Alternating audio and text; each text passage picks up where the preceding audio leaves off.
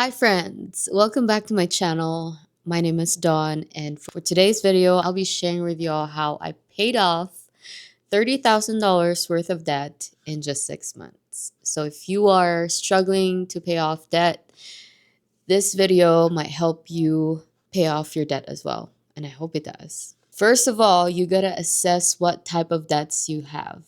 At that time, this happened in 2022. I got into an unfortunate event and I got into debt. So the first one was the credit card debt, which was $15,000. And at that time, I was trying a new business and it flopped, it failed. And I also had to move out of our own place because of a family drama, relationship drama. So I had to get my own place, which wasn't easy, but I did it. And then my mom co-signed my car at that time as well. And we were not on good terms. And she wanted to be out of the loan because she was a co-signer. My mom's boyfriend suggested for me to refinance the car so she can be out of the loan. But the interest rate at that time was pretty high and I didn't want to refinance. But I was also never late with my payments. I was always on time. The payment was on auto pay and I was even paying double the amount of the payment. So the minimum was only like $440, but I was paying $400 monthly and that was on auto payment. And I made sure that it was an auto payment so I don't miss any payments at all. And then the third debt that I had was the medical bill because I ended up in the psych hospital back in Dallas. Again, it was part of the unfortunate events. And let's talk about the interest rates on those debt.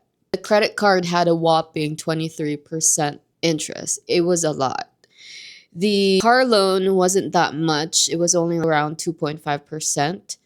And the medical debt, fortunately, it had 0% interest. So it wasn't too bad. But I had to pay a monthly payment for that. But also I regret going to the psych hospital with that situation because in my head, I could have just booked a flight to Mexico and spend a week in Mexico instead of being in a psych ward when I just literally needed just a friend to talk to when that happened. But anyway, so the first thing I did is, again, I assessed all the debts that I had, which was, again, the credit card, the car loan, and then the medical debt. And then the second step I did was creating a budget. I believe that everyone should have a budget regardless of where you are in life. If you don't know where your money is going and what's coming in, I think, what the fuck are you doing? But anyway, that's not the point of this video, but it is somewhat the point of this video. You have to have a budget. List all your needs, and that includes your rent, your electricity, your groceries, your transportation, your insurance, anything that needs to be paid monthly. Those are your needs. And then the second part of this one is that you have to go through your statement. Look what you're paying for that you are not using. At that time, I was paying for Netflix. I wasn't even using it. I was paying for Disney Plus. I was paying for HBO. I was paying for Spotify at that time, and I wasn't even, well, I did. So I didn't, but I still canceled Spotify I made a little sacrifice. It was only $10, but $10 is $10. That's how I was so determined to pay off the debt. Even $10 I was canceling just so I could put more into my debt. And then the next part of that is increase your income. There's nothing else to do, but you gotta increase your income. I was selling some stuff that I wasn't using at home. I took a side gig. I was in a sales job as well. And that meant, well, for me, with a sales job, it meant hustling more, making more sales every day, or cold calling more. Just closing more deals is what made me really do it. So that increased my income. And then the second thing that I did was I took a part-time job. I was actually bartending at the strip club.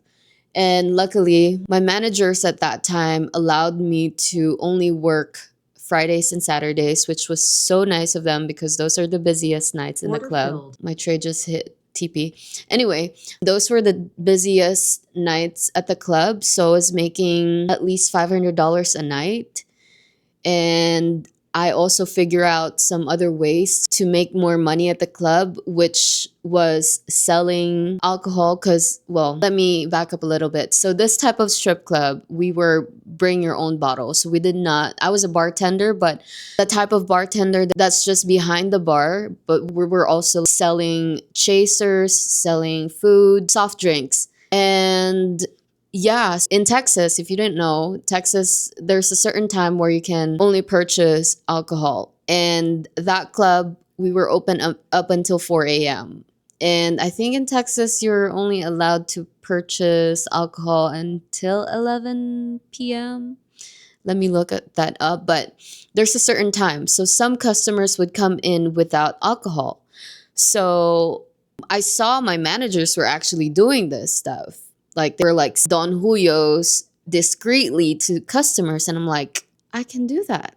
Like a light bulb in my head that just turned on. I'm like, they're doing it and they're the managers. I can do it too. Because their customers are literally coming to me and asking, hey, do you have any alcohol?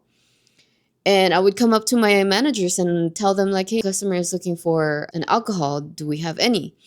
And then they would come out with like Don Julio or Hennessy or whatever, and they would sell it for $250, $300 per bottle. And I'm like, if they're doing it, I can do it too. But I had to be very, very careful.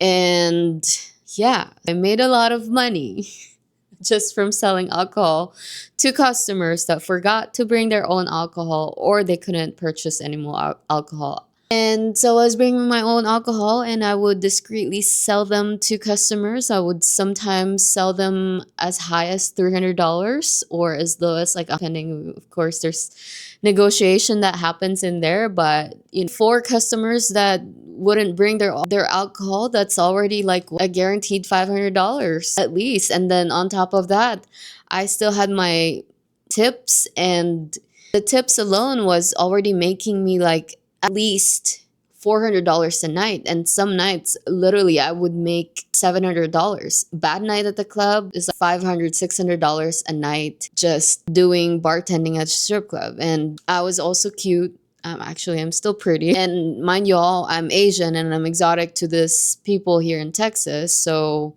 I have some sales. I'm in sales, so I can talk, and I'm pretty, I think, and I have a nice physique. So y'all best believe I was selling bottles back to back. That was a nice gig because that really paid off my debt fast.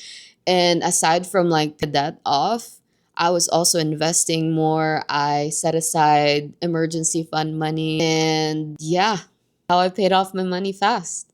And I think another step to this is choosing what type of method you want to do with your debt payoff. For me, it made more sense to pay off my credit card loan because it had the most interest rate, which was 23%. So I was just putting money on that credit card week by week. I wanted to get rid of the credit card debt so fast. And then after that, I did the car. And mind you, I had like 2 years left to pay off that car, but I literally paid it off that year.